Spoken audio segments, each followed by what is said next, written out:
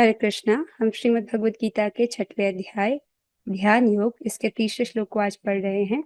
आरुरुक्षोर्मुनेर्योगम् आरुरुक्षोर्मुनिर्योगम् कर्म कारणम् उच्यते। कर्म कारणम् उच्यते। योगारूढस्य तस्यैव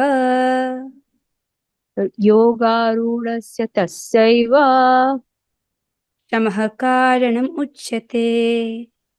शमः कारणम् उच्यते। ओके माता जी, आप यहीं रुकिएगा। अब हम आरुरुक्षोर्मुनेर्योगम् कर्म कारणम् उच्यते। आरुरुक्षोर्मुनिर्योगम् कर्म कारणम् उच्यते। योगारूढस्य तस्यैव शमः कारणमुच्यते। योगारूढस्य तस्यैव शमः कारणम् उच्यते। बात सुनते माता जी। रेणुका माता जी, आप गाइए। आरुरुक्षोर्मुनेर्योगं कर्म कारणमुच्यते। आरुरुक्षोर्मुनिर्योगं कर्म कारणमुच्यते। योगारूढस्य तस्यैव शमः कारणमुच्यते।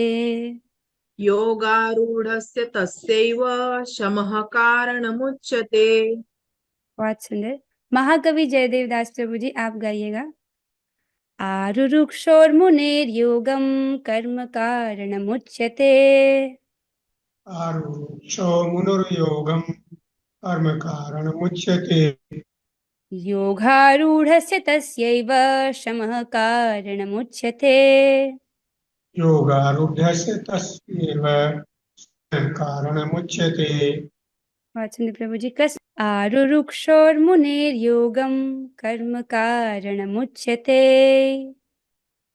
आरुरोक्षोर्मुनिर्योगं कर्मकारणमुच्यते। योगारूढस्य तस्यैव शमः कारणमुच्यते। योगारूढस्य तस्यैव शमकारणमुच्यते। वाचन प्रभु जी, ये तो भगवान इस श्लोक में क्या कह रहे हैं? भगवान कह रहे हैं अष्टांग योग के नवसाधक के लिए कर्म साधन कहलाता है और योग सिद्ध पुरुष के लिए समस्त भौतिक कार्यकलापों का परित्याग ही साधन कहा जाता है। पिछले 2 श्लोकों में भगवान ने वर्णन किया, कर्म योग की प्रशंसा की उन्होंने 2 श्लोकों में। अब बता रहे हैं कि जो अष्टांग योग का नव साधक है उसके लिए कर्म साधन है और योग सिद्धि पुरुष के लिए समस्त भौतिक कार्यकलापों का परित्याग ही साधन है। थोड़ा सा ऐसे ऐसे जब मैं पढ़ रही हूँ तो आपको एक बहुत कॉम्प्लिकेटेड लग रहा होगा कि क्या कह रहे हैं, राइट? जो व्यक्ति जिसने अभी अभी योग शुरू किया है उसके लिए क्या है कि उसको कर्म कर्म योग ही उसके लिए साधन है, राइट? लेकिन जो योग सिद्ध हो गया है उसके लिए भगवान बोल रहे हैं कि उसके लिए क्या साधन है कि वो सारे भौतिक कार्यकलापों का परित्याग कर ले, तो ये उसके लिए साधन है। अलग अलग योग्यता के अनुसार व्यक्ति को अलग अलग साधन बताया जाता है, राइट? भक्ति में भी जिसका जो स्तर है वो उसी स्तर पर सेवाएं कर सकता है। अभी हम जो व्यक्ति 16 माला पर है, हमसे अगर कोई कह दे कि तुम 64 माला करो तो अभी उतना, राइट, हमसे नहीं हो पा रहा है, अभी उतना स्तर नहीं है, राइट? तो सबका जितना चेतना का स्तर है उसी हिसाब से व्यक्ति कार्य करता है। सब यहाँ पर कुछ शब्दों को आप समझिए। आइए अन्वय को देखते हैं। योगम अर्थात निश्चल ध्यान योग में, आरुरुक्षो अर्थात आरूढ़ होने के इच्छुक, राइट? आरूढ़ मतलब चढ़ना, जैसे घोड़े के ऊपर सवार होना। जो योग में राइट, जो योग को शुरू करना चाहता है, योग में आरूढ़ होने का जो इच्छुक है।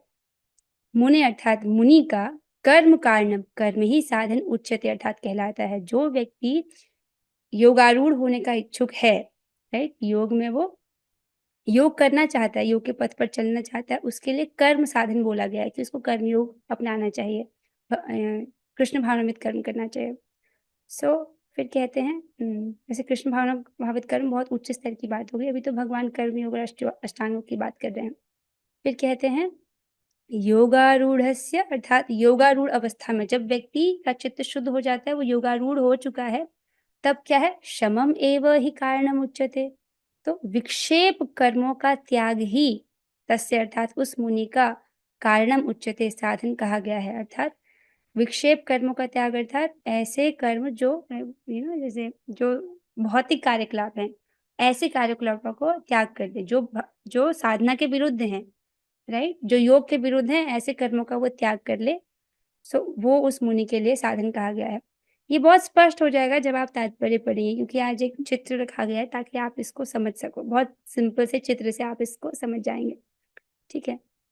सो आरुरुक्षो और मुनि योगम, जो व्यक्ति जो मुनि क्या है, आरुरुक्षो है अर्थात योग का नव साधक है, उसके लिए क्या साधन बताया गया, उसको क्या करना चाहिए, उसको कर्म ही साधन है, कर्म योग का ही रास्ता उसको अपनाना चाहिए।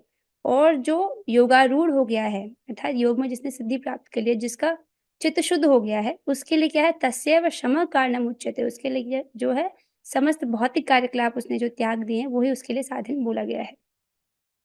आई होप आपको समझ आ रहा होगा, कुछ कुछ धारणा बन रही होगी, और जो टफ लग रहा है वो तात्पर्य को पढ़ने के बाद एकदम स्पष्ट हो जाएगा, बहुत स्पष्ट हो जाएगा। अनुवाद और तात्पर्य कृष्ण कृपा मूर्ति श्री श्रीमद एसी भक्ति वेदांत स्वामी प्रभुपाद द्वारा। सो कितना अच्छा है कि प्रभुपाद जी ने इन तात्पर्यों को लिखा है हमारे लिए, जिनको समझना सहज है, वरना हम लोग ये सब भाषा से भ्रमित हो जाते हैं। ये जो इस प्रकार से भगवान बोल रहे हैं, देखिए भगवान बोल रहे हैं किसको, अर्जुन को बोल रहे हैं, अर्जुन भगवान के शुद्ध भक्त हैं। इस बात को समझिए, कोई भी चीज अगर बताई जाती है, कोई शिक्षक अगर बच्चों को कुछ बता रहा है, विद्यार्थियों को कुछ बता रहा है, तो उसमें विद्यार्थी की योग्यता देखी जाती है। राइट, एक ही टीचर है, वो फर्स्ट क्लास के बच्चे को भी हिंदी पढ़ा रहा है और 10वीं कक्षा के बच्चे को भी हिंदी पढ़ा रहा है। राइट, सब्जेक्ट एक ही है, लेकिन वो बच्चे की योग्यता के अनुसार अलग उस ढंग से बताएगा उसको, है ना। तो एक ही टीचर है, लेकिन जो ग्रहण कर रहा है उसकी क्या योग्यता है वैसे बताया जाता है। अब यहाँ पर जब भगवान बोल रहे हैं, वो तो अर्जुन को बता रहे हैं ना, जो कि भगवान के शुद्ध भक्त हैं, राइट। तो उनकी तो योग्यता है कि वो सब समझ सकते हैं एक ही बार में सुन करके ही। हमारी ऐसी योग्यता तो नहीं है, हम तो कलयुग के हैं ना। सो इसीलिए प्रभुपाद जी, राइट, प्रभुपाद जी का बहुत बहुत हमको आभार मानना चाहिए, क्योंकि उन्होंने इतने सुंदर और सहज तात्पर्य लिखे हैं जिसे हम भी समझ सकते हैं। राइट, आइए इनका तात्पर्य पढ़ते हैं। सो प्रभुपाद जी कह रहे हैं, परमेश्वर से युक्त होने की विधि योग कहलाती है। तो पहले उन्होंने बताया कि योग क्या है, योग क्या है, परमेश्वर से युक्त होना, उसको योग कहते हैं। इसकी तुलना उस सीढ़ी से की जा सकती है जिससे सर्वोच्च आध्यात्मिक सिद्धि प्राप्त की जाती है। तो अब योग को कंपेयर किया जा रहा है सीढ़ी से, स्टेयरकेस से। तो यहाँ पर एक चित्र रखा गया है, तो देख रहे हैं यहाँ पर आपको एक सीढ़ी दिख रही है। तो प्रभुपाद जी कह रहे हैं कि इस योग को एक सीढ़ी से हम तुलना कर सकते हैं।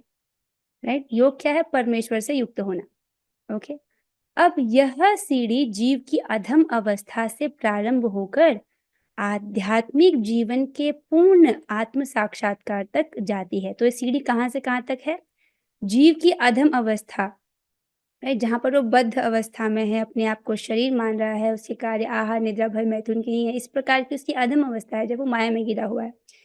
राइट, यहाँ से लेकर के ये सीढ़ी उसको कहाँ तक लेकर जाती है, पूर्ण आत्म साक्षात्कार के स्तर तक उसको लेकर जाती है। ठीक है, तो किसकी तुलना की जा रही है, योग की एक सीढ़ी से। और प्रभुपाद जी बहुत सिंपल शब्दों में आपको ये सब बातें समझा रहे हैं। वे कहते हैं कि विभिन्न चढ़ावों के अनुसार इस सीढ़ी के विभिन्न भाग भिन्न भिन्न नामों से जाने जाते हैं। तो जैसे कि ये सीढ़ी के अलग अलग चढ़ाव हैं, ये शुरुआती हिस्सा है, राइट, ये थोड़ा उससे आगे का हिस्सा है, ये उसका अंतिम हिस्सा है, इस प्रकार से। राइट, तो जो अलग अलग चढ़ाव हैं सीढ़ी के, उसके अनुसार उसको अलग अलग नामों से जाना जाता है। तो क्या है वे नाम, वे कहते हैं किंतु कुल मिलाकर यह पूरी सीढ़ी योग कहलाती है। जो पूरी सीढ़ी है, यहाँ से जीव की अधम अवस्था से लेकर के जब वो पूर्ण आत्म साक्षात्कार को प्राप्त कर लेता है, उसको योग कहते हैं। ठीक है, इतना सब कुछ स्पष्ट समझ आ रहा है। अरे वाह, आप लोग तो बहुत बुद्धिमान है। ठीक है, फिर क्या कहते हैं, फिर प्रभुपाद जी कह रहे हैं कि और इसे 3 भागों में विभाजित किया गया है। तो ये जो सीढ़ी है, इसको योग कह रहे हैं, उसको 3 हिस्सों में बांटा गया है। अब वो 3 हिस्से क्या हैं, ज्ञान योग, ध्यान योग और भक्ति योग। ज्ञान योग, ध्यान योग और भक्ति योग बोला गया है। ठीक है, सीढ़ी के प्रारंभिक भाग को योगारूढ़ अवस्था कहते हैं। जो सीढ़ी का प्रारंभिक भाग है अर्थात शुरुआती हिस्सा, इसको बोलते हैं इसको बोलते हैं योगा रुरुक्षु अवस्था, राइट। अर्थात वो योग करने का इच्छुक है, योग में आरूढ़ होने का इच्छुक है, योगा रुरुक्षु अवस्था, ठीक है, सीढ़ी का प्रारंभिक हिस्सा। और फिर कहते हैं कि और अंतिम भाग को योगारूढ़ कहा जाता है। तो जो सीढ़ी की आखिरी भाग है, जब व्यक्ति यहाँ पहुंच जाता है, इस अवस्था को बोलते हैं योगारूढ़ अवस्था। आपको समझ आ रहा है ये? ठीक है। अब ये बड़े बड़े टर्म्स क्लियर हो रहे हैं, आरुरुक्षु क्या है, योगारुरुक्षु क्या है, योगारूढ़ क्या है, राइट। प्रभुपाद जी कितने अच्छे तरीके से इसको उन्होंने समझाया हमको, वरना तो हम कंफ्यूज ही हो जाते, भगवान क्या कह रहे हैं यहाँ पे। ओके, फिर आगे चलते हैं। फिर प्रभुपाद जी कहते हैं, जहां तक ये जो यहाँ पर जो स्लाइड था, यही चीज एक्चुअली यहाँ पे रख दी गई है ताकि आपको कंफ्यूजन ना हो। आगे चलते हैं। जहां तक अष्टांग योग का संबंध है, विभिन्न यम नियमों तथा आसनों, जो प्रायः शारीरिक मुद्राएं ही हैं, के द्वारा ध्यान में प्रविष्ट होने के लिए आरंभिक प्रयासों को सकाम कर्म माना जाता है। ऐसे कर्मों से पूर्ण मानसिक संतुलन प्राप्त होता है, जिससे इंद्रियां वश में होती हैं। जब मनुष्य पूर्ण ध्यान में सिद्धस्थ हो जाता है, तो विचलित करने वाले समस्त मानसिक कार्य बंद हुए माने जाते हैं। इसको समझिए क्या कह रहे हैं भगवान। अष्टांग योग की जो विधि है, प्रभुपाद जी समझा रहे हैं, तो उसके 8 अंग है, जैसे कि आपने पिछले श्लोकों में पढ़ा, राइट। लेकिन ये जो राइट इसके अंग है, जैसे यम नियम और आसन है, इसमें क्या है, प्राय शारीरिक मुद्राएं हैं, राइट। कुछ मुद्राएं हैं जिसको जो व्यक्ति है वो धारण करता है, कुछ पोस्चर्स हैं, राइट। अब उसके द्वारा वो क्या करता है, ध्यान में प्रविष्ट होने के लिए प्रयास करता है। तो ऐसे जो आरंभिक प्रयास हैं, उनको प्रभुपाद जी बता रहे हैं कि उनको सकाम कर्म माना जाता है, राइट। ऐसे कर्मों से पूर्ण मानसिक संतुलन प्राप्त, जब व्यक्ति इस प्रकार कार्य करता है तो उसको मानसिक संतुलन प्राप्त होता है, राइट। और जब इसमें सिद्ध हो जाता है, इस प्रकार से जब वो अपनी इंद्रियों को वश में कर पाता है, तो ऐसा माना जाता है कि उसके सारे मानसिक कार्य बंद हुए माने जाते हैं, राइट। विचलित करने वाले समस्त मानसिक कार्य बंद हुए माने जाते हैं। इतना समझ आ रहा है? अब प्रभुपाद जी बताएंगे कि कैसे जो है एक कृष्ण भावना भावित व्यक्ति इससे भी श्रेष्ठ है, उसका जो प्रयास है वो इससे भी श्रेष्ठ है। क्या कहते हैं, किंतु कृष्ण भावना भावित व्यक्ति प्रारंभ से ही ध्यान अवस्थित रहता है। तो अष्टांग योग में क्या है, वो यम नियम आसन आहार प्रत्याहार ऐसे करके नियमों का पालन करके धारणा, फिर ध्यान तक पहुंचता है, फिर समाधि, राइट। इस प्रकार से वो पालन करते करते ध्यान तक पहुंचते हैं, राइट। लेकिन बोल रहे हैं कि देखो, कृष्ण भावना भावित व्यक्ति तो शुरुआत से ही ध्यान अवस्थित रहता है। अच्छा, ऐसे क्यों? क्योंकि वह निरंतर कृष्ण का चिंतन करता है, राइट। वो कृष्ण का चिंतन करता है। जैसे कि प्रभुपाद जी कहते हैं, जब हम हरे कृष्ण महामंत्र जपते हैं और हरे कृष्ण सुनते हैं, आपने हरे कृष्ण बोला और हरे कृष्ण सुना, जब हम महामंत्र जपते हैं, राइट, तो वो क्या है, राधा कृष्ण पर ध्यान लगाने जैसा है, राइट। तो जब आप इसीलिए जब जप करते हो, हमको बहुत स्पष्ट उच्चारण करना चाहिए, क्योंकि ये शब्द नहीं है, कोई भौतिक शब्द नहीं है, स्वयं कृष्ण और राधा रानी है। बस अनुभव की बात है, जब हमको अनुभव होगा तब समझ आएगा। लेकिन अभी गुरु महाराज कह रहे हैं, छठ गोस्वामी कह रहे हैं, उनकी बात पर श्रद्धा रखकर करना चाहिए, आदर पूर्वक। तो इस प्रकार से ध्यान से सुनने का प्रयास करना चाहिए। तो इस प्रकार क्या है, वो निरंतर कृष्ण का चिंतन करता है। इस प्रकार कृष्ण की सेवा में सतत व्यस्त रहने के कारण उसके सारे भौतिक कार्यकलाप बंद हुए माने जाते हैं। अब आप पूछेंगे कि हम हर वक्त तो कृष्ण का चिंतन नहीं करते हैं। तो देखिए, जब आप भोजन बनाते हो, राइट, आप किसके लिए भोजन बनाते हो? अपने लिए बनाते हो या पहले आप सोचते हो कि ठाकुर जी के लिए बनाना है मुझको, राइट। हम प्रश्नों पर थोड़ा बाद में आएंगे, पहले ये डिस्कशन कर लेते हैं, उसके बाद प्रश्न पे आएंगे।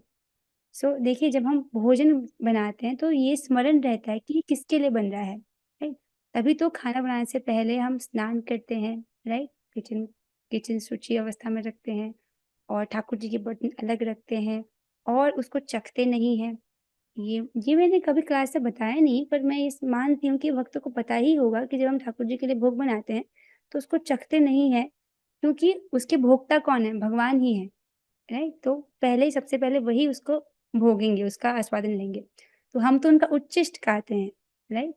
उच्चिष्ट मीन्स जो एक बार उन्होंने आस्वादन कर लिया, वो जो बचा कुचा है, राइट, उसको हम ग्रहण करते हैं। सो जो भगवान का उच्चिष्ट खाते हैं, राइट, वो इस माया को तर कर भगवान के धाम को प्राप्त करने की योग्यता प्राप्त करते हैं और सब प्रकार के कल्मश से मुक्त हो जाते हैं। हम इसको अध्याय 3 में पढ़ चुके हैं।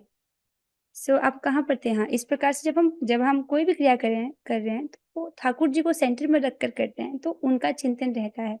आप जैसे घर की सफाई भी कर रहे हो, मंदिर की सफाई कर रहे हो, अब जब आपका मंदिर भगवान का है, घर भी तो भगवान का ही है, राइट? तो उसकी सफाई भी ज़रूरी है ताकि ठाकुर जी की सेवा हो सके। इस प्रकार से निरंतर जो भी हम क्रियाएँ करते हैं उसमें स्मरण रहता है कि भगवान के लिए करें। जैसे आप कक्षा में आए हो, तो ये भगवद गीता किसकी है? राइट? जिसकी बात सुन रहे हो उनका स्मरण नहीं होता। ये गीता किसने बोली है? भगवान ने बोली, तो भगवान का चिंतन हो रहा है। इस प्रकार से प्रभुपाद जी बता रहे हैं, एक कृष्ण भावना भावित व्यक्ति जो है वो निरंतर कृष्ण का चिंतन करता है, इसलिए वो पहले से ही क्या है, ध्यान अवस्थित रहता है। राइट? अब और इस प्रकार जब वो भगवान का ही ध्यान कर रहा है तो क्या है, उनकी सेवा में ही व्यस्त है, एक के बाद एक। राइट? सेवा में ही व्यस्त है तो क्या है, उसके सारे भौतिक कार्यकलाप बंद हुए माने जाते हैं। राइट? जैसे यहाँ पर बताया गया था कि जब उसकी इंद्रियां संयमित हो जाती है तब माना जाता है कि उसके सारे जो कार्यकलाप हैं भौतिक उनको बंद हुआ माना जाता है। लेकिन यहाँ पर क्या है, जो कृष्ण भावना भावित व्यक्ति, क्योंकि वो भगवान की सेवा में ही व्यस्त है, वो उन्हीं की सेवा के लिए कार्य कर रहा है, तो ऐसा माना जाता है कि उसके सारे भौतिक कार्यकलाप वो बंद हो चुके हैं। यहाँ पर प्रभुपाद जी सिद्ध करते हैं कि कृष्ण भावना भावित व्यक्ति इस अष्टांग योगी से अधिक श्रेष्ठ है। और इसको बहुत सुंदर तरीके से आप इसको समझिए। इसको अध्याय 15 में भगवान बोलते हैं, जो इस प्रकार से अव्यक्त की उपासना करते हैं, निराकार ब्रह्म की उपासना करते हैं, अष्टांग योग आदि का सहारा लेते हैं। राइट? तो उनके लिए क्या है, क्लेशोधिकतरस्तेषां अव्यक्ता सक्त चेतसाम अव्यक्ता ही गतिर्दुखम देहवद्भिर अवाप्यते।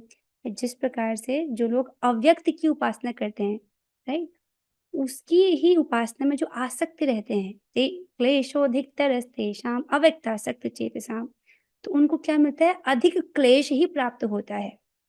राइट? अधिक क्लेश क्यों बोला, मतलब भक्तों को भी थोड़ा क्लेश प्राप्त होता है जब वो भक्ति के जैसे जप कर रहे हैं तो उनको भी थोड़ा बहुत क्लेश प्राप्त होता है। लेकिन ये जो अव्यक्त की उपासना करते हैं इनको अधिक क्लेश प्राप्त होता है। ऐसा क्यों? क्योंकि मनुष्य के मन के लिए, राइट, किसी ऐसी चीज का ध्यान करना बहुत कठिन है जो कि अव्यक्त हो, जो व्यक्ति ही ना हो, जिसका कोई आकार ही ना हो। राइट? तो ऐसी वस्तु का ध्यान करना बहुत मुश्किल है। इसीलिए उनको बहुत क्लेश प्राप्त होता है। लेकिन जो भगवान के भक्त हैं वो भगवान के सुंदर त्रिभंग ललित श्याम सुंदर रूप में उनका ध्यान कर सकते हैं। जैसे मैं आपसे कहूँ, राधा रमन जी के कोमल चरणों पर ध्यान कीजिए। राइट? या उनके सुंदर मुखारविंद का ध्यान कीजिए, जिसमें राइट वो बहुत मीठी मुस्कान से मुस्कुरा रहे हैं। उनके कमल नयनों का ध्यान कीजिए, उनके कोमल कोमल हाथों का, जिसमें जो बंसी पकड़ने की मुद्रा में वो पकड़े हैं, तो आपके दिमाग में छवि आ रही ना राधा रमन जी की। राइट? जिन्होंने राधा रमन जी को देखा है, जिन्होंने राधा रमन को नहीं देखा है, तो आपने क्या किया है आज तक? राइट? ये अगर ये आंखें दी हैं तो ये सबसे अधिक सार्थक तभी है जब आप भगवान का दर्शन करें। और राधा रमन जी तो स्वयंभू हैं, स्वयं से प्रकटे हुए हैं, तो वो कृष्ण एकदम राधा रमन जी से दिखते हैं। राधा रमन जी स्वयं कृष्ण है, तो राधा रमन जी कृष्ण ही है। देखना ही चाहिए जिन्होंने नहीं देखा। तो इसलिए जो कृष्ण भावना भावित व्यक्ति, एक भक्त के लिए उन पर ध्यान करना बहुत आसान होता है। राइट? और एक निराकार की जो उपासना करे उसके लिए बहुत उसको क्लेश ही प्राप्त होता है। इसको भगवान अध्याय 15 में स्पष्ट करते हैं। आई होप ये श्लोक स्पष्ट होगा। एक भक्त का एक प्रश्न था, उसको देख लेते हैं। सकाम कर्म करने वाला कैसे मानसिक संतुलन प्राप्त कर सकता है?